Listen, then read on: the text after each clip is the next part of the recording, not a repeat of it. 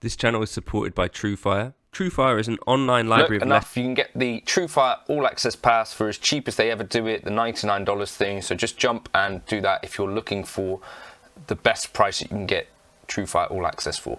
For years, I've kind of operated under this assumption that amps and modeling should and could coexist, and that essentially there was like kind of two sides of the fence, and most of us who use a modeler have a certain level of respect still for the tube amplifier. Even the guys that model this stuff, you know, whether it's Cliff at Fractal or the guys at Line 6, most of these guys tend to, you know, say we're not trying to replace tube amps. It's not about that.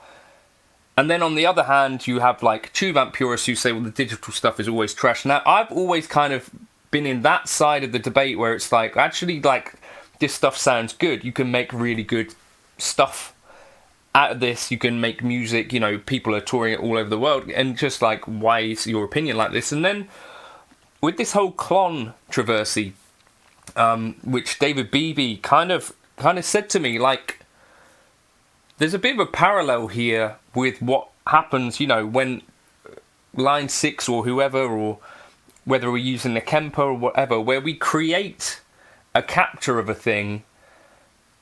And it's a bit like, that is in some ways something similar, right? Where you're taking like the end result at least, and you're creating an accurate, to some degree, whatever, whether it's a model or a profile, and you're then sort of rendering like that original thing kind of less valuable, maybe even not even needed at all, maybe now obsolete.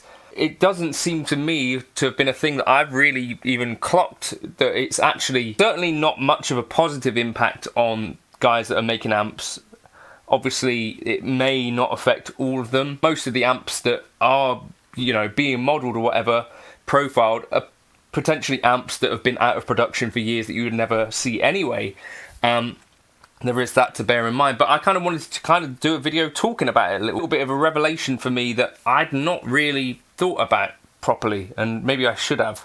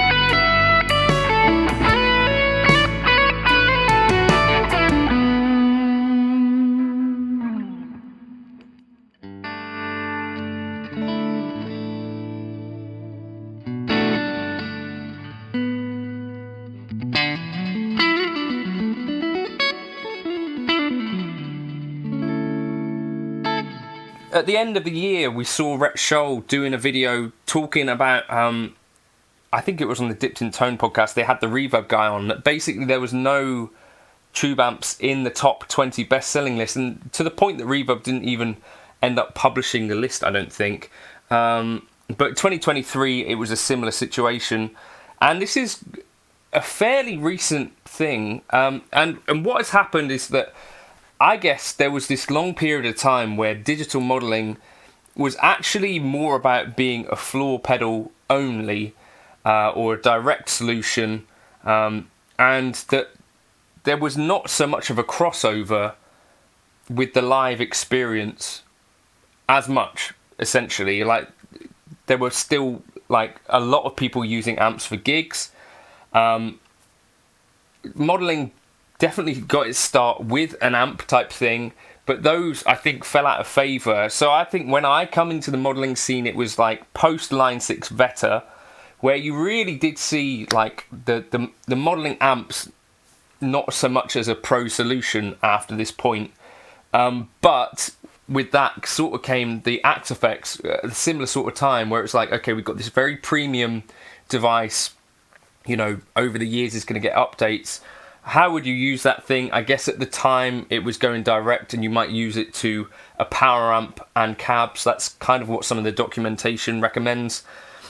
But 2025 is actually quite a bit different to that, where it's like, well, now actually there is a pretty clear off-the-shelf solution and a very real amp alternative, such that even like Fender themselves, who are going directly into competition with their own amp side of the business, right, where it's like you've got the Tone Master Pro going into a Tone Master FR12, so that's one element of it, or you've got the Tone Master amps themselves, like the Tone Master Deluxe Reverb, which they've even called the same name, and versus your kind of competition, which is the Fender Deluxe Reverb with real tubes in it. And it's kind of like, well, that's interesting. Even within Fender, there's this competition, and I think the 2023 numbers are something like the Tone Master Deluxe Reverb outsold the tube version by about 3 times. Now, why this matters in terms of the Klon thing, so what I'm kind of now kind of realizing, and it's definitely too late, which is upsetting, I guess, for guys that are in this industry, because there's definitely been a shrinkage of the amp industry, right? I think that's definitely the case, or just a massive growth of the modeling amp space. But either way, it seems to be that there's like a correlation there, right? I'll turn that off, doesn't need to be on. But especially now that we're starting to get into the realms where these modelers are starting to use the UIs, or, you know, some representation of what those real amps look like, I think we're now getting to a stage where, I guess it won't really be this, but like in that Behringer Klon case, where the complaint is that essentially you're using the prestige, the legendary status, you're using essentially the original image and those things and the trade dress to sell your own product. And that is essentially what we've been doing in the modeling and profiling world as well, right? And I think if we have an issue and find those things like morally and ethically, we have question marks over them, then I think realistically I should be thinking about this modeling thing a little bit differently, because there are examples of real world amplifiers that are modeled in the Line 6 Helix or Fractal or whatever. Now, they don't generally use their real names, but I wonder, in the cases where they do use the real names, does that benefit the company much at all? I can think of one example, which is like Neural DSP with the Fortin thing, where actually I feel like Neural DSP have, to some extent, amplified the sort of reach and the exposure towards Fortin amplifiers. But I'd be quite surprised if there was actually that much crossover between Neural DSP users and people actually going out and buying a Fortin amp. And so I think there's like this little bit of a question mark for me about whether this modeling stuff ever really benefits the amp manufacturers.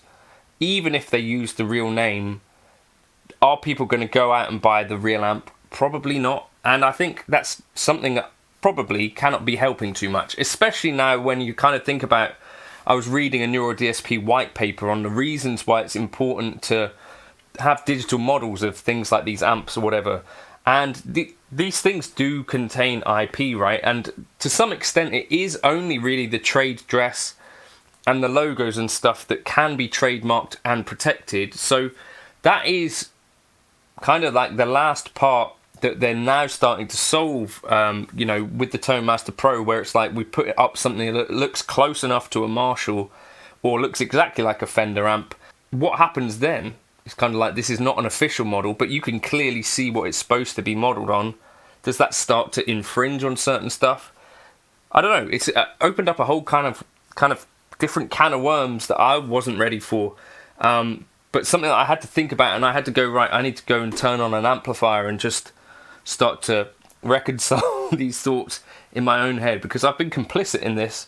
And I do think, for me personally, as someone who's modeling most of the time, I still want people to be able to make the choice. And if it is the case that modeling is actually kind of starting to push out amp manufacturers because they just can't compete, then I don't think that's a positive thing at all. I don't know, let me know your thoughts in the comments.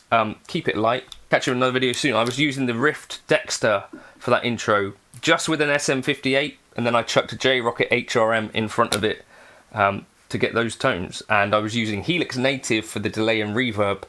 So a nice little combination of factors there.